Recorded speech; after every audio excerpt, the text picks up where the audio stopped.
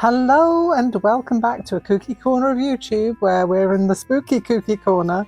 Well, it's not really that spooky, it's just a couple of lovely little pumpkins. A little couple of pumpkin friends having fun out in the fields. So today I am going to show you how I put this together. It's really quite a simple and lovely little piece of slow stitching that you can do for the holiday season, and it would hang up in your kitchen or wherever you want to put it, or in your room, all year round. It wouldn't be too much of a spooky thing to have. I start out with just a basic wooden hoop, kind of like this one. It's a double one, obviously, because that's the top of one that I'm painting at the moment, but it's this colour. And I just painted it with some acrylic paint. This is the Do Crafts Artist. I've had this for so long. It's guava, the colour of it. And I just painted the outside rim and let that dry. For the rest of it, all you're going to need is 3 different kinds of fabric that will fit inside a hoop. You'll need some felt. You'll need a selection of a lovely jumble of threads like I've got here. You'll need a pair of scissors, clearly, a little mark making pen, and something to back your piece with, which is just another piece of crafty felt. With the felt pumpkins, I did go pure wool felt because I kind of fancied I really love the tactileness. Is that a word? I really love the tactile quality. That's a better way to say it, of the wool felt. It works so well for these. And you can do whatever you like stitch-wise on it. I have gone to town a little bit with stitching here and just around here, but you can put on whatever you want, practice stitches, anything you like, and then applique your pumpkins on afterwards. And it stays in the hoop. You can just hang it up. I'm going to put a ribbon on this top bit shortly so that we can finish it off, but I will go through the process of how it goes together.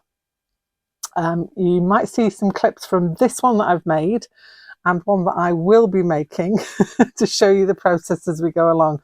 So if it flips backward and forwards, do not worry, because it's going to be the same process for whichever one you make. You could change the pumpkins on the front. You could just have 1 pumpkin. You could have 2. You could, if you want to go real spooky, you could go with some bats and some ghosts, which I'm kind of fancying doing anyway.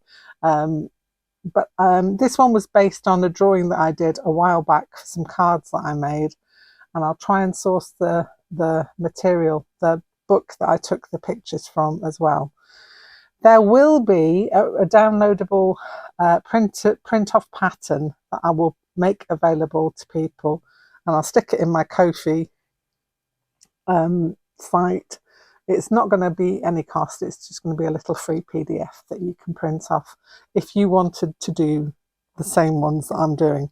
Obviously, you can do whatever you like with yours, but I'm just going to show you the way that I do my process. So I hope you'll enjoy this. It's just something fun and cheerful and happy for the upcoming Halloweeny holiday.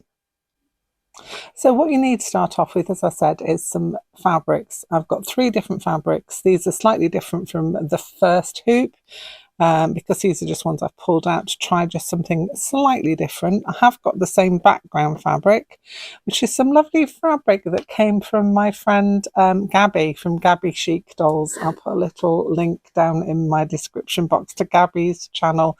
She does some fabulous things on her channel, and she was so kind enough to send me a box of her materials that she wasn't using or that she thought I could make use of, and this is one of them. The leafy one is so great for this time of year, isn't it? It's just fabulous. So I lay that one on first. The next one I want to try is this one. I'm trying to decide which way to go with it. I don't want it to show. I want a fair bit of that to show, so I'm going to lay it on the hoop so that I've got a fair bit of that. And my last bit, actually, I do need to go up slightly with that. The last bit I've got is this beauteous fabric that I used for my Spirit of Halloween doll. Some leftover fabric there. I don't need all of that, so I'll just trim that there, and I'll do a little rippy rip just to see whereabouts I want it. I kind of just want that to hover a little there. I'm just trying to line it up on this hoop as I'm going, which is not always as easy as it appears. You can do these in any way you like. You could go wiggly lines or whatever you want. I'm just trying this because it's a simple way of just getting some fabrics down. Now I want to measure where the end of that hoop goes so that I can take off some of this fabric here. So I'm just snipping that there. And then we hopefully, I don't know if it will rip this one. No, it's not going to. I'm just going to trim it down. So this one's not a ripper. It probably would rip the other way actually, thinking about it. I'm just going to trim it down to there. Right, back to our hoop. So let's go back here. So I'm kind of centering that bit because I know that will fit on there. This bit goes on there. I want to make sure some of those leaves are visible. So I like those a lot. And then the last bit will go there. And then this is just my sewing hoop. I transfer this to another hoop afterwards for framing wise. This is just an old plastic hoop, which I have to wrangle with occasionally to get it in. Bear with me while I wrangle. I also forgot to say this is a 6-inch hoop. I think it's a 6-inch hoop. Let me just do a measure. I know both of these are the same size.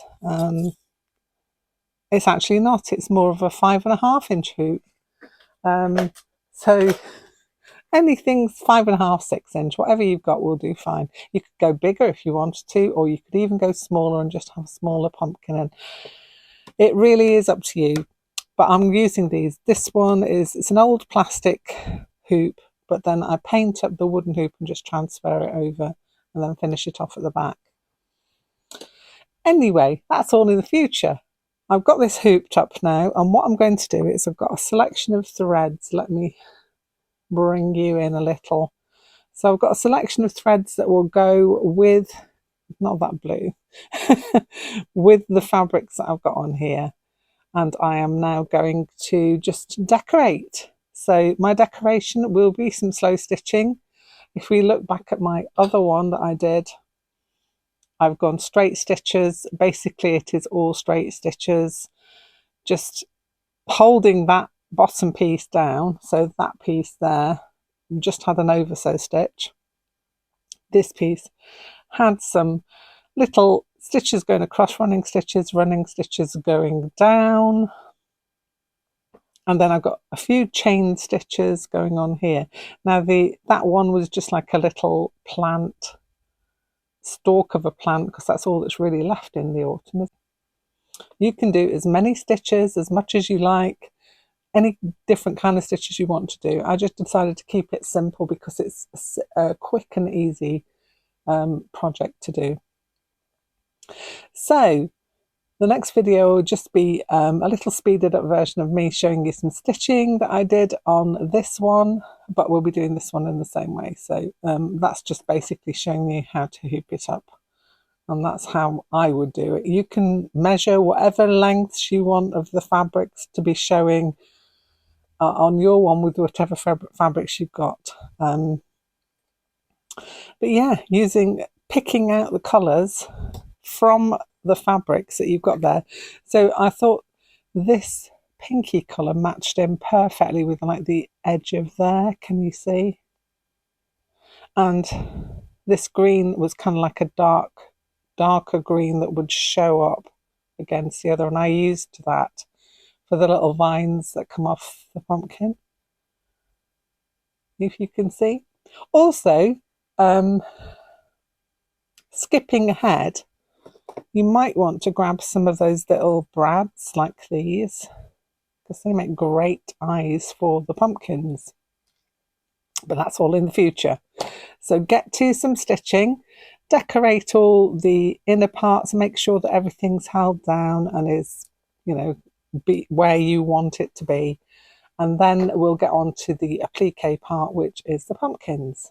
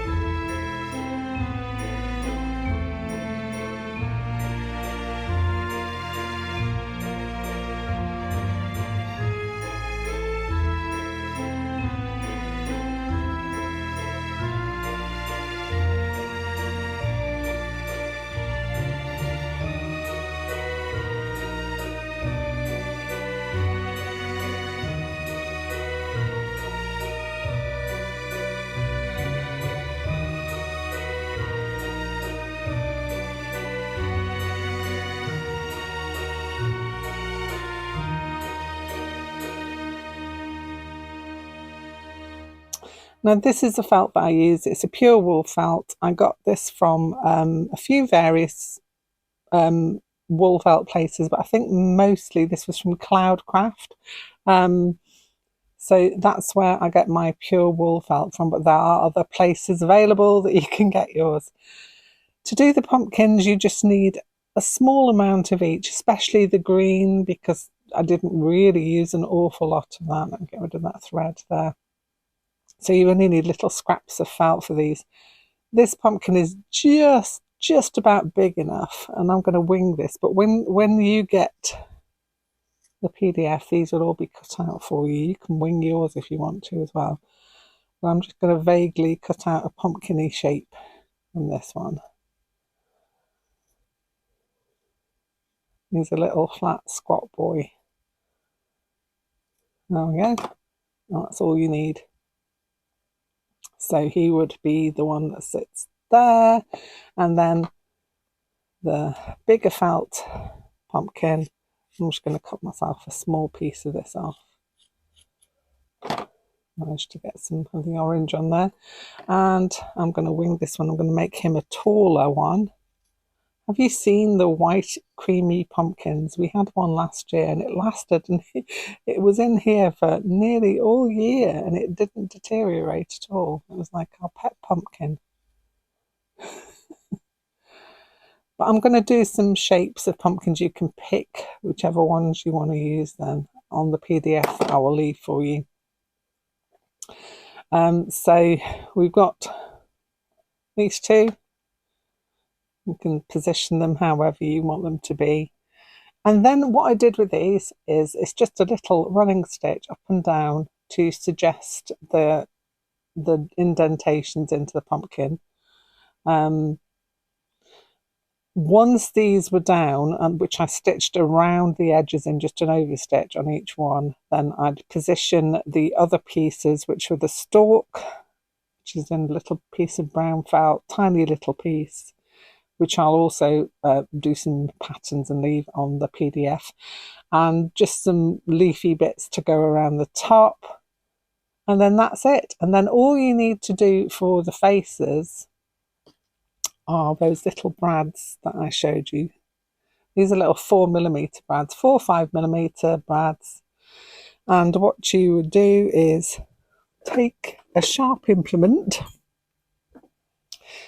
like this awl and just poke holes where you want your eyes to go. What I would do is mark with a pen first, so mark with like a disappearing pen where you want them to be before you put them in. Just makes it easier and you're more confident about placement then. And then you just had a simple stitch, which is like a little simple fly stitch for the mouth, just to suggest that. which is quite cool. Then, once that was all in, I could see where the placement was going to be, so I wasn't stitching things that are going to be covered up, because it's quite nice to do. I mean, I did stitch some of these that were covered up, but the decorative ones, like the stars and things, I wanted to actually place when the pumpkins were on.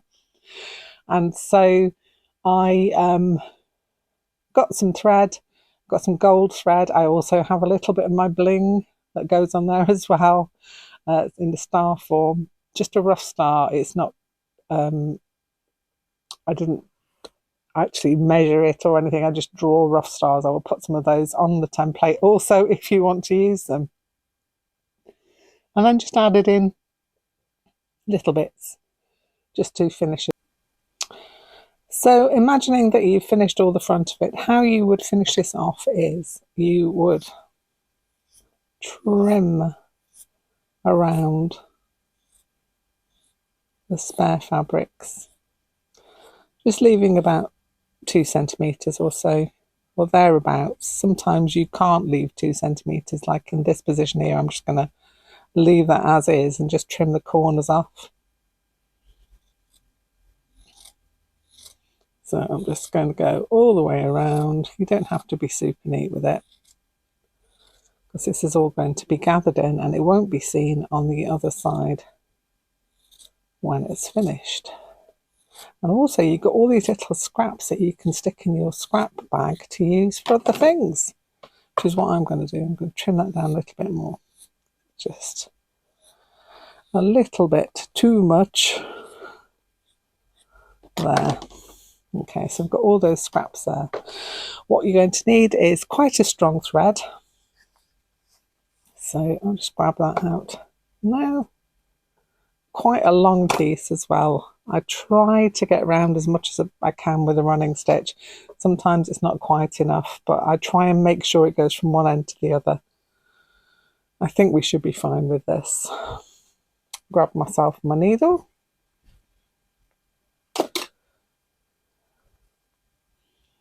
And let's go with that one today. Oops, knocking the camera. I'm going to thread this off camera. Okay, so imagining that that's the top part of your hoop. This is still in its train hoop at the moment. It's not been replaced. Or maybe that let's go with that as a top part of the hoop. You just start to run like a big running stitch all the way around the hoop from about just over a centimetre away from the edge of it. Sometimes you might have little bits that are quite thin there, so you have to go in a little bit more, but it doesn't really matter with the outcome of it. It works perfectly well. I've got quite a bit there. I'm just going to trim that bit off. There we go. And this is just like one big gathering stitch. And you take it all the way around the hoop just to finish it off. So I'm going to do that now, and I'll be back in a second to show you how I finish off the felt backing. Okay, so I've gone all the way around. I've come back to the beginning. I'll just do another stitch there. Okay. What I want to do is try and pull it like that. So you're pulling in all the bits. So I'm just pulling it up like that. You can see all those bits have kind of happily folded themselves into the centre. And what you want to do is just kind of hold that stitch there. So I just put in a stitch through the loop just to hold it together. And that is the way you deal with all those raw edges. Now, what I will do, I won't do it on this one because this one has still got to be stitched into. It's blank on the front, if you see. So I'm going to take this out and continue to make something out of this one. But if we go back to my original boy here, what you need to do is to get some backing felt in a matching colour if possible. It doesn't really matter. You can go with anything that you've got really, because you don't really see it. And cut yourself out a circle. So you want to get the inner circle of your hoop and draw around it, cut it out of this felt, and then you just lay it on the back of your fabric. Now, what I try and do is get the inner hoop so that you're not right up to the edges, because this does stretch slightly. One of two ways you can put this on. You could use a glue gun and go around and stick it down as you go. I prefer to overstitch it on, which is what I have done with this one. So I'll start at the top and just go around, overstitch. The felt is very forgiving. If your felt is just, the circle is just a little bit small, it will stretch slightly, so don't worry about that. It's better to have it a little bit smaller than too big. I know I'd usually say it the other way around, but for this, it really is, because this does stretch out and you don't want it to be a baggy back. No one wants a baggy back, do they? No, they don't. So yes, that's how I'd finish that off. So I've got some of this spotty dotty orange ribbon that I got from Paper and String, which is another beautiful company for getting haberdashery items from, and also the wool blend felt that I use, I always get from Paper and String. So I'm going to tie a little knotty knot. I'm going to hoop and hoop, and then this is how I'm going to do it to try and keep the spots on the front, because the spots are just one-sided on this. So you just have to fiddle around with it a bit to get the spots on the right side.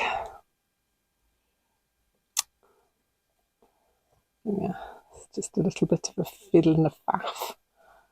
You can always undo it and try it again. I think I'm going to do that with this. Try and do it like that. The struggles of ribbons. I'm just going to do it this way. It's just going to be easier. There we go. Still orangey.